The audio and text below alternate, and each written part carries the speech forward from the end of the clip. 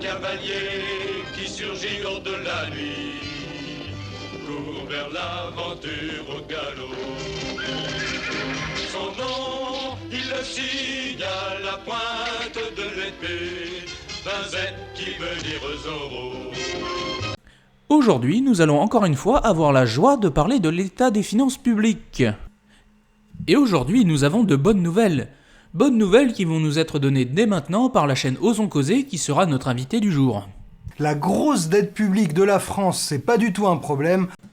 C'est un discours audacieux, ça on va en convenir. Alors, avant de rendre la parole à notre invité, on va faire un truc qu'il n'a pas eu l'idée de faire. On va regarder rapidement l'état des finances publiques. Oui, parce que dans sa vidéo, monsieur réussit à nous expliquer qu'il n'y a pas de problème de dette, sans jamais nous parler des comptes publics. Bon, on est sur YouTube, on est habitué à voir des gens qui ont une vision un petit peu créative de la finance, mais c'est quand même toujours un petit peu décevant. Donc, parlons rapidement de l'état des comptes publics.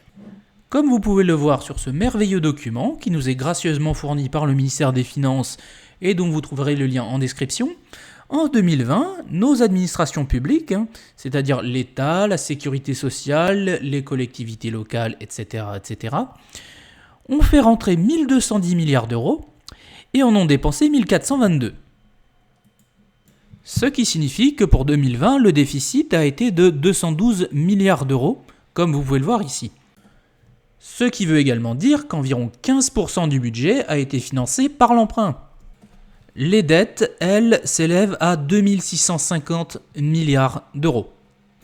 En voyant ces chiffres, toute personne normale arrive à la conclusion que la France n'a pas une situation financière saine. Et plus précisément sur la question de la dette, nous avons un gros problème, à savoir que 15% du budget étant financé par la dette, si pour une raison X ou Y, on n'acceptait plus de nous prêter de l'argent, il faudrait faire une coupe immédiate de 15% dans les budgets. Et ça ferait vraiment mal. Je pense qu'on est d'accord là-dessus. On m'objectera que 2020 est une année spéciale à cause du Covid. C'est pas faux. Néanmoins, ça fait des décennies que nous avons des budgets déficitaires. Ça fait des décennies que nous dépensons plus que nous ne gagnons. À titre d'exemple, 2019, qui est une année normale, avait vu un déficit de 75 milliards d'euros. Mais nous allons rendre la parole à monsieur qui va nous expliquer pourquoi il n'y a pas de problème d'après lui. La grosse dette publique de la France, c'est pas du tout un problème. Au contraire, la dette ne nous a jamais coûté aussi peu cher depuis 25 ans. Alors oui, vous avez bien entendu. Les taux sont bas, donc on peut vivre au-dessus de nos moyens. De toute façon, c'est la banque qui finance. Je suis désolé, mais il faut le dire. C'est du bon gros raisonnement de cas social élevé en HLM et nourri aux allocs. Ah, on imagine tous ça. Le gars qui se dit « Ah, il y a des promos chez CTLM, c'est le moment d'aller acheter une Audi TT. » Bon, le raisonnement, je pense qu'il n'y a pas besoin d'expliquer plus loin pourquoi il est stupide. En revanche, ça lui a pris environ 15 secondes pour nous expliquer ça et sa vidéo elle fait 10 minutes. Alors c'est là où on va commencer à rigoler, parce que monsieur nous a dit ceci. Vous allez même pouvoir tout vérifier avec des chiffres, des sources et des graphes super simples à comprendre. Allez, c'est parti pour un petit tuto d'éco, un petit shot de vaccin intellectuel qui va vous être utile toute votre vie. Alors, c'est assez drôle en fait parce que dans sa vidéo, il y a un nombre assez important de mensonges manifestes. Remarquez, ce monsieur est partiellement honnête, il a dit que ces graphiques étaient simples à comprendre, pas qu'ils étaient vrais. Et oui, c'est important, il faut faire attention aux mots. Bon, en tout cas, monsieur nous dit qu'on peut vérifier, on va vérifier. Et on va pas arriver au même résultat que lui. Je vais rendre la parole à notre invité qui va nous régaler de son ridicule. Allez-y monsieur, c'est à vous. La dette ne nous a jamais coûté aussi peu cher depuis 25 ans et cette situation, elle est partie pour durer. Alors là, on commence très fort. Monsieur a sorti sa vidéo le 10 mai. Les taux d'intérêt avaient déjà commencé à remonter depuis le 24 avril. Comme vous pouvez le voir sur ce document qui nous est gentiment fourni par la Banque de France et qui regroupe les taux d'intérêt de l'État français. Alors ça fallait quand même le faire. Des prévisions qui étaient déjà fausses une quinzaine de jours avant qu'elles ne soient faites. Ça commence bien. Mais monsieur va réussir à aller plus loin, rassurez-vous. Ils arrivent toujours à aller plus loin, ces gens-là. Allez monsieur, on vous rend la parole. vers l'infini et toujours plus loin. La dette publique de la France, comme celle de beaucoup d'autres pays, est très élevée. 115% du PIB en 2020. Vous voyez que le Covid n'a pas aidé, mais la crise de 2008 nous avait coûté cher aussi. La France de 2020, elle est 2 fois plus endettée que la France de l'an 2000. C'est dans ces cas-là qu'on voit la faillite de l'éducation nationale. Les pourcentages, ça se voit en quatrième, monsieur. Un pourcentage, c'est un rapport entre deux chiffres. Ici, le montant de la dette et le PIB. Sauf que depuis l'an 2000, évidemment, le PIB il a légèrement augmenté. Et plus précisément, en l'an 2000, le PIB il était aux alentours des 1500 milliards d'euros. Sous réserve que ces 60% soient vrais, ça veut dire que le montant de la dette française était à l'époque d'environ 900 milliards d'euros. Elle est aujourd'hui de 2600 milliards d'euros. Et 2600 divisé par 900, ça donne environ 3. Donc la dette n'a pas doublé, mais triplé, monsieur. Ceci vient du fait que les pourcentages sont des valeurs relatives, monsieur. Mais je vous ai interrompu. Je m'en excuse et je vous rends la parole. Cette dette, elle nous coûte de moins en moins cher. En 1995, avec notre dette à seulement 56% du PIB, alors, elle est mignonne cette courbe, mais il y a juste un petit problème, c'est que les chiffres sont faux. Monsieur a la gentillesse de nous donner la source des chiffres du poids de la dette. Et le problème, c'est que ça ne matche pas. En fait, il n'y a que 4 années où ils ont réussi à recopier correctement les chiffres. Par exemple, pour 1995, ils nous affirment que le poids de la dette est de 3,5% du PIB. Or, leur source dit 3,4%, comme vous pouvez le voir ici. Autre exemple, 2019. Il nous raconte qu'à l'époque, le poids de la dette était de 1,6% du PIB, alors que Eurostat, leur source, dit 1,4%. Alors, vous allez me dire que je chipote, 0,2% c'est quoi après tout ? Eh ben, en 2019, le PIB, il était 2400 milliards. C'est 0,2%, ça fait à peu près 5 milliards. Leur marge d'erreur, c'est 5 milliards d'euros. 5 milliards d'euros, c'est pas une paille. Et ensuite, on va rappeler le problème initial, ce sont des gens qui ne sont pas capables de recopier des chiffres. Qu'est-ce que vous voulez aller écouter ces gens-là ? Bon, maintenant vous avez une idée du degré assez faible de compétence de ce monsieur. Alors, petit spoiler, il va dans la suite de la vidéo se plaindre de l'incompétence des fonctionnaires du ministère des Finances. Mais avant de savourer ce délice, Monsieur Osons Causer a quelques petites surprises pour nous, disons. C'est à vous, monsieur.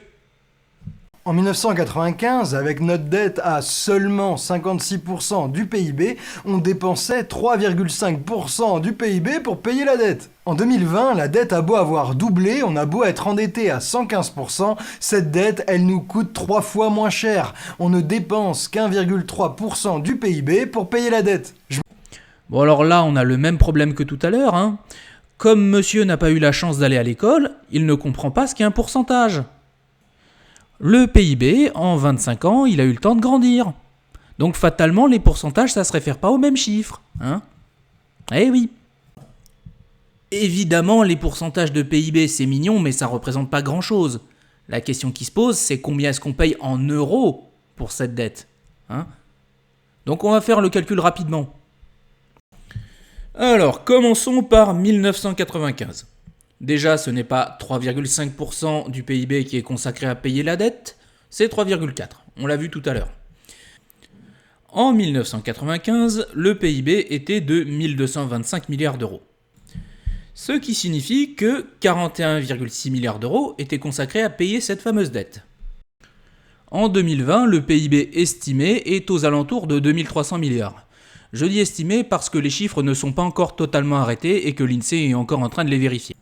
Par contre, les 1,3%, ça, a priori, c'est juste.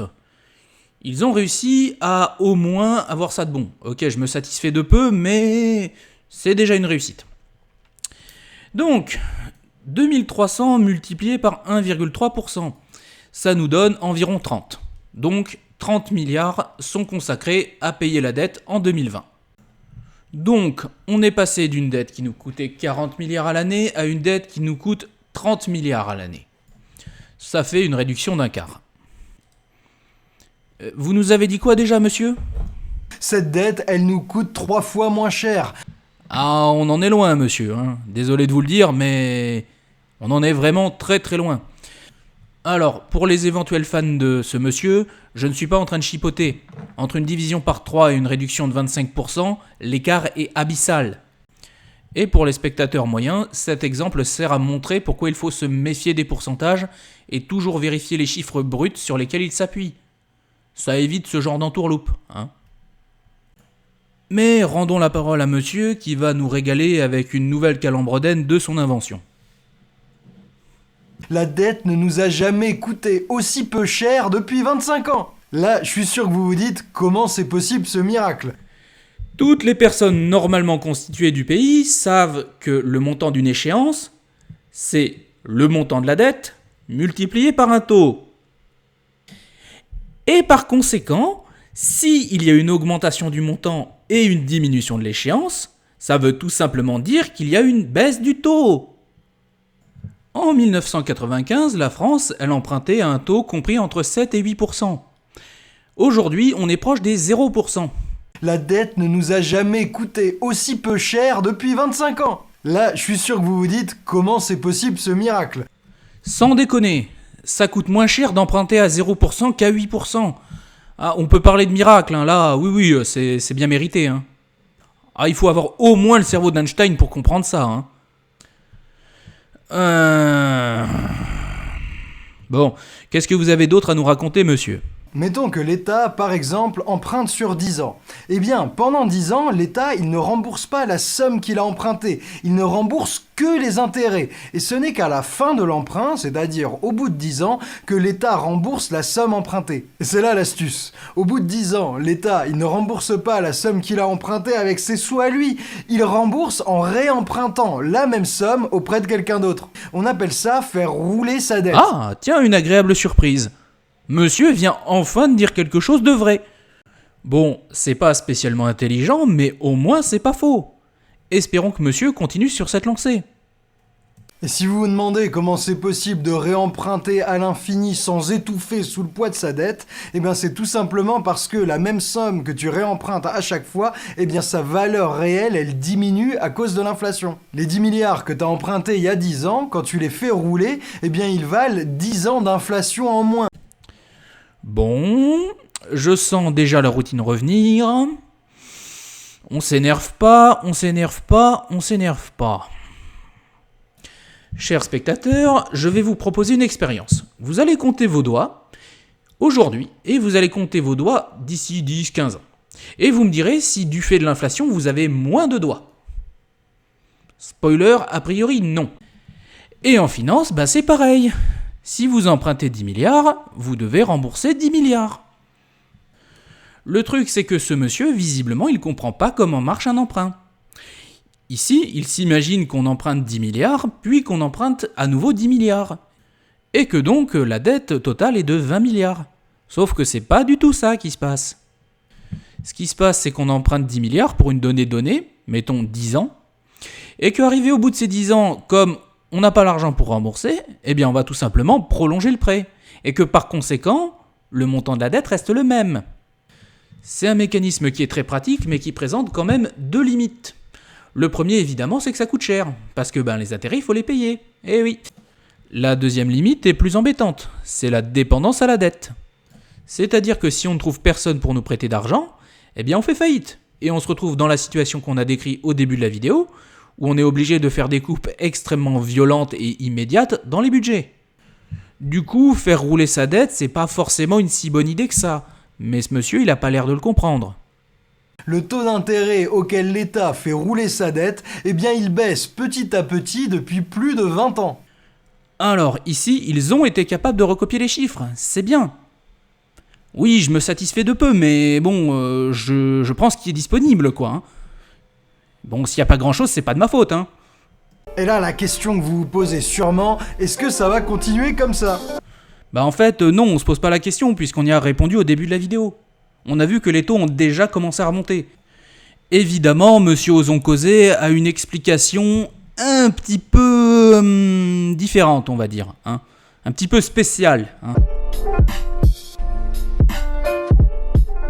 Regardons les prévisions les plus récentes du FMI et de la Commission européenne, donc a priori pas des fadas de la dette et de la dépense publique. Ces institutions nous disent toutes les deux que la dette publique va continuer à nous coûter de moins en moins cher jusqu'à 2027 au moins. Du coup c'est génial, non? Macron et le gouvernement, ils devraient nous dire ça va, c'est bon, la dette, on peut voir venir, il est donc temps de nous concentrer sur les vraies urgences, reconstruire la France après le Covid, investir, recréer des emplois, enfin avancer sur l'écologie. Mais c'est absolument pas ce que nous disent Macron et le gouvernement.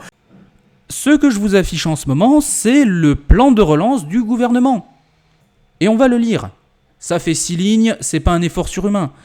Pour faire face à l'épidémie du coronavirus Covid-19, le gouvernement a mis en place dès le début de la crise des mesures inédites de soutien aux entreprises et aux salariés, qui continuent aujourd'hui d'être mobilisables.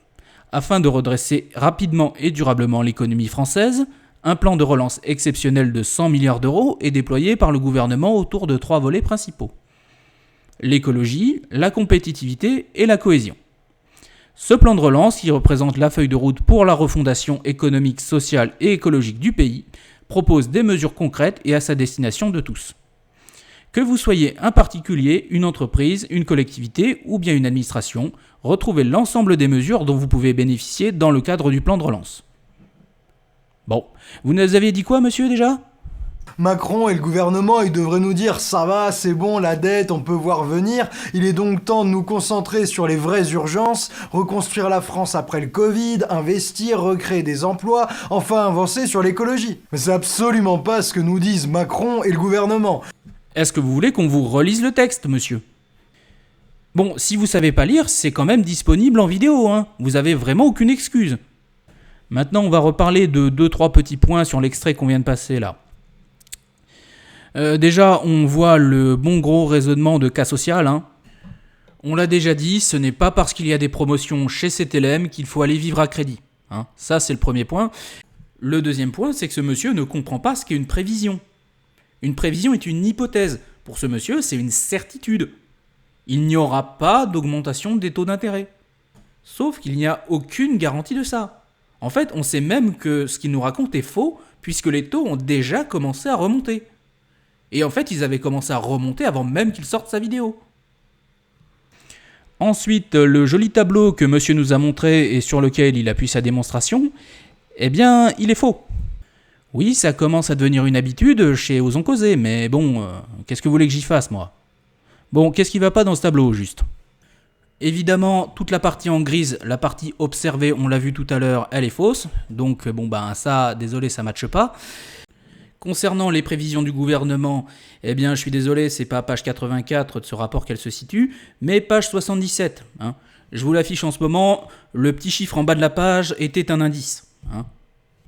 Ensuite, une petite question un peu bête. Comment est-ce qu'on est passé des taux d'intérêt d'emprunt de la France au pourcentage du PIB qui sont consacrés à rembourser la dette? Ne cherchez pas un chemin logique entre ces deux éléments, il n'y en a pas. Monsieur Osons Causer a juste dit une bêtise. Monsieur essaye de nous expliquer que la Commission européenne prévoit que les taux d'emprunt de la France vont rester stables jusqu'en 2027 environ. Donc le mieux, ce serait peut-être, je dis ça, je dis rien, tout simplement de prendre les taux d'intérêt prévisionnels. Hein, oui, je sais, ça paraît évident, mais visiblement, c'était pas évident pour monsieur Osons Causer. Et finalement, puisque monsieur accorde une grande valeur à l'avis de la Commission européenne, eh bien, il aurait sans doute été souhaitable de partager également ce tableau que je vous montre en ce moment. Ce tableau, il présente le niveau de risque associé à la dette française évalué par la Commission européenne. Alors, c'est très facile à comprendre. Hein. Quand c'est en rouge, c'est pas bon, quand c'est en vert, c'est bon. Vous noterez que pratiquement tout est en rouge. On va rendre la parole à monsieur qui a une imagination extrêmement fertile quand il s'agit de dire des sottises. Monsieur, allez-y. Le gouvernement, bizarrement, il n'a pas les mêmes chiffres du tout. Le gouvernement vient de sortir le programme de stabilité qu'il doit envoyer à la Commission et qui prévoit les budgets publics et les budgets de la Sécu de 2021 à 2027. Et dans ce document, voilà les hypothèses de coût de la dette du gouvernement. Ah ouais, leur hypothèse n'a absolument rien à voir. Rien à voir avec ce que prévoient tous les autres, mais rien à voir non plus avec la tendance observée depuis plus de 25 ans. Bon, on va rappeler encore une fois que les chiffres de la tendance observée sont pas bons, donc fatalement ça marche pas. Ensuite, rien à voir avec ce que prévoient tous les autres. Là, vous vous moquez du monde, monsieur. Je vais reformuler votre phrase. 2 institutions ont des prévisions différentes de celles du gouvernement français. Ah, c'est beaucoup moins impressionnant, on est d'accord, hein, mais c'est aussi beaucoup plus vrai. Voilà les hypothèses de coût de la dette du gouvernement. Ah ouais, leur hypothèse n'a absolument rien à voir. Comment expliquer une telle différence ? En fait, si on a un cerveau, c'est très facile à expliquer. Le document de la Commission européenne, il est sorti en février. Le document du gouvernement, lui, il est sorti en avril. Donc après le document de la Commission européenne. Ce qui signifie que la Commission européenne n'a pas pu inclure dans ses hypothèses la politique que le gouvernement français souhaite mener. Par exemple, le plan de relance de 100 milliards d'euros, il n'est pas pris en compte dans le document de la Commission européenne. Et 100 milliards d'euros, ça pèse un petit peu quand même, on va pas se mentir. Voilà, c'est juste ça, c'est juste une question de timing en fait. Et pour ceux qui me diraient, oui, mais la Commission européenne, elle savait qu'il y avait des trucs et elle aurait pu tenir compte. Non, la Commission européenne, c'est une administration sérieuse. Elle doit évidemment être capable de justifier comment elle a construit ses hypothèses. Et évidemment, ça veut dire qu'elle doit pouvoir fournir les documents sur lesquels elle produit ses hypothèses. Le taux d'intérêt sur la dette française. Le gouvernement prévoit que le taux d'intérêt, négatif aujourd'hui, va remonter en flèche pour atteindre 2,7% en seulement quelques années. Bon, on l'a déjà dit, hein, les taux d'intérêt négatifs, c'était déjà plus vrai au moment où la vidéo de Monsieur Ozon Causé est sortie. Pour sa montée en flèche, je suis désolé de vous le dire, mais c'est profondément stupide, hein, je sais pas comment dire ça. 2,70% sur 6 ans, ça veut dire une augmentation dramatique des taux de 0,45% par an. La dernière fois que la France a payé du 2,70%, c'était en 2012, c'est pas si loin. À titre de comparaison, puisqu'il aime bien l'année 1995, à l'époque, la France payait du 7,5%, 8%. Hein. Toujours à titre de comparaison, aujourd'hui, les États-Unis empruntent à 1,60%. Donc 2,40, c'est pas déconnant du tout. En tout cas, c'est beaucoup moins étrange, disons, que de s'imaginer que les banques vont continuer à nous financer gratuitement pour l'éternité. Mais monsieur va nous donner une nouvelle occasion de rigoler avec son graphique, donc on va lui rendre la parole tout de suite. Le gouvernement prévoit que le taux d'intérêt, négatif aujourd'hui, va remonter en flèche pour atteindre 2,7% en seulement quelques années. Petit problème, cette hypothèse n'a rien à voir avec celle que prévoit tout un tas d'autres institutions financières. Alors, est-ce qu'un tas de 0, c'est vraiment un tas ? Je pose la question. Mais j'ai interrompu monsieur et je lui rends la parole tout de suite. Le Consensus Forecast, qui regroupe des banques et des institutions financières, estime que la France empruntera en 2027 au taux de 1,4%. La plupart des marchés, eux, pensent que ce sera 0,7%. Enfin, la Commission européenne, elle ne donne pas le taux d'intérêt à 10 ans, mais le taux d'intérêt sur toute la dette française, et elle estime qu'il sera entre 0,6 et 0,8% entre 2027 et 2031. Les autres analyses donnent donc des estimations 2, 3, voire même 4 fois inférieures à celles données par le gouvernement. Alors là, monsieur est en train de se foutre ouvertement de la gueule du monde, en même temps qu'il ne se rend absolument pas compte de ce qu'il dit. Et on va voir ça tout de suite. Alors, nous allons prendre la courbe que vous voyez ici, de la droite vers la gauche. Parce que contrairement à monsieur, on n'est pas des gauchistes. Donc, tout d'abord, le taux de la Commission européenne. Monsieur nous dit lui-même que c'est pas du tout le taux d'emprunt de la France. La Commission européenne, elle ne donne pas le taux d'intérêt à... Ça au moins, ça aurait été vite, hein. Même lui, il est conscient qu'il dit des bêtises, hein. Bon, passons à la deuxième colonne, les marchés financiers. En réalité, il ne s'agit que de l'avis d'un blogueur nommé Fipaddict. Oui, vous avez bien entendu. Et c'est tout de suite beaucoup moins impressionnant. Rappelons que M. Ozon Causé vous a présenté ce monsieur comme une institution financière. On se fout un petit peu de notre gueule là, on est d'accord, hein ? Bon allez, passons à la troisième colonne, là aussi ça va aller vite, puisque c'est normalement un doublon de la deuxième colonne. C'est là qu'on voit que monsieur a aucune idée de ce qu'il dit. Consensus Forecast, c'est pas une institution, c'est pas un regroupement d'entreprises ou quoi que ce soit. Non, c'est juste l'anglais pour prévision consensuelle. Et là, il y a juste 2 petits problèmes. Le premier, c'est qu'on n'a aucune idée d'où sort ce chiffre. On n'a juste aucune idée de qui a pu le produire ou comment. Le seul endroit où on le trouve, ce chiffre, c'est sur le blog de FIPADICT. Le deuxième problème est un petit peu plus grave, puisque théoriquement, la deuxième et la troisième colonne font référence à la même chose. Et pourtant, les chiffres sont assez différents. Qu'est-ce que c'est la troisième colonne? Il nous l'a dit, monsieur. Le consensus forecast qui regroupe des banques et des institutions financières. Donc ça, c'est l'avis des entreprises du secteur financier. Mais la colonne numéro 2, c'était l'avis du marché financier. Or, le marché financier, c'est l'ensemble des entreprises du secteur financier. Donc il y a un doublon là. Il y a un problème. Et en plus, bon, s'ils avaient le même avis au moins, mais même pas en fait. Donc moi je sais pas trop quoi vous dire à ce stade-là. Hein. Donc si on résume, on est passé de tout un tas d'institutions financières sont en désaccord avec les prévisions du gouvernement à une commission européenne qui dit rien et un blogueur qui donne 2 fois son avis. Et c'est maintenant qu'on va commencer à rire. Parce que monsieur Osons Causer, là, qui est pas capable de recopier des chiffres, qui nous recommande de vivre à crédit et qui d'une manière générale comprend pas grand-chose à quoi que ce soit, eh ben il va aller nous expliquer que le gouvernement est constitué d'incapables. Hein ? On vous rend la parole, monsieur. Comment expliquer un tel écart entre ce que raconte le gouvernement et ce que racontent toutes les autres institutions ? Bah en fait, l'explication elle est très simple, c'est que vous avez rien compris. Et puis que vous êtes un menteur aussi, parce que bon, je veux bien croire que vous soyez pas forcément très intelligent ni très éduqué, mais il y a quand même des éléments dans votre vidéo qui ne s'expliquent pas par la bêtise. Hein ? Pour nous, il y a 2 hypothèses qui ne sont pas incompatibles. La première, c'est que les fonctionnaires de Bercy, les inspecteurs des finances, les énarques qui ont concocté ces chiffres pour Macron et le gouvernement, ils sont simplement incompétents. Ouh, ça j'aurais pas osé, vous voyez moi. Hein. Ah là là, bon. Alors, bon, je l'ai déjà dit, hein, mais monsieur, vous n'êtes pas capable de recopier des chiffres, hein. D'accord. Donc, les leçons de compétences de votre part, c'est quand même blessant. Bon, c'est quoi votre deuxième hypothèse ? Bon, je crains le pire, mais bon, disons que c'est difficilement moins probable que votre première hypothèse. Hein. Ce qui nous amène à notre deuxième hypothèse, beaucoup plus probable. Macron et le gouvernement, ils ont décidé de mentir. Bon, au moins, c'est pas plus bête que votre première hypothèse. Mais c'est pas plus intelligent. Hein. Pour nos spectateurs qui n'auraient pas suivi, ce que ça veut dire, c'est que monsieur Osons Causer est en train de nous expliquer que monsieur Macron est un génie du mal, parce qu'il pense que les taux d'intérêt d'emprunt de la France peuvent remonter jusqu'à atteindre le taux astronomique de 2,7%. Mon Dieu!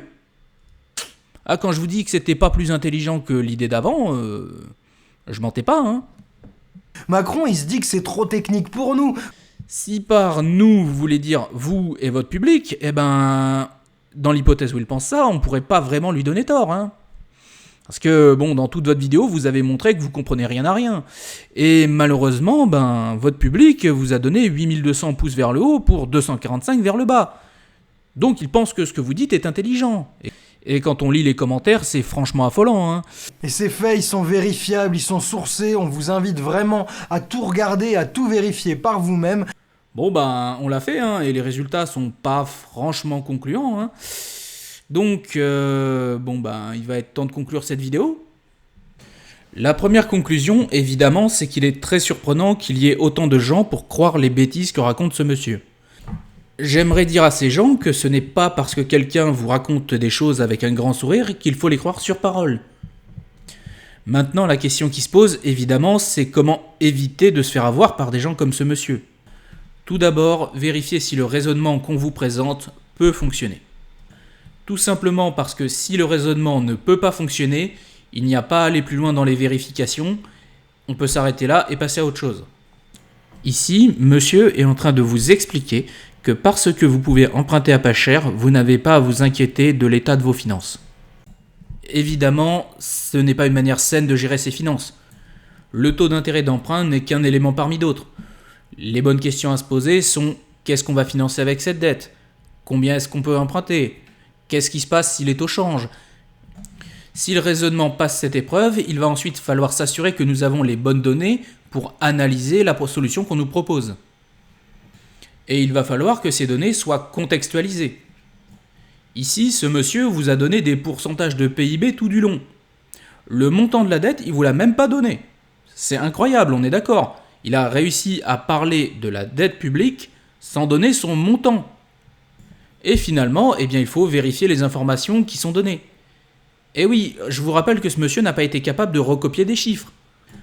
Voilà, en suivant ces 3 étapes simples, vous devriez éviter de vous faire avoir dans la majorité des cas.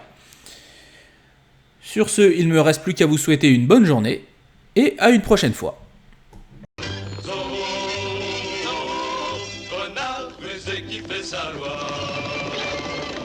Zorro, vainqueur, tu l'es à chaque fois.